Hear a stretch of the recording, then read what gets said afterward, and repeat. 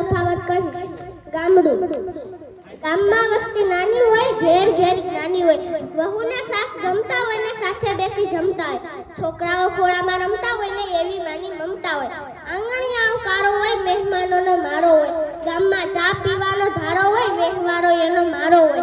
રામ રામનો રણકારો હોય, જમણવાનો પડકારો હોય. સત્સંગ મંડળી જામી હોય તો બેસો તો સવાર સામી હોય. પણ શહેરમાં વસ્તી મોટી હોય, એમાંય દાનત ખોટી હોય. ફિલ્મમાં બધા ફોટા હોય, ધુમાડાના ગોટા હોય. ચારે બાજુ બંધવાડ હોય, ઘેર ઘેર મંદવાડ હોય. ત્યાં ડોક્ટરો તાજામાં જાય, કારણ કે તે દર્દીને રૂપે રાજા હોય. શેરીએ ગલીએ નાકા હોય, રસ્તા એના કાચા હોય. ઉપર છલાજ પાકા હોય, ત્યાં કોન્ટ્રાક્ટરો કાકા હોય. હરામનું કદ કમાતા હોય, પછી દવામાં રૂપિયા જાતા હોય.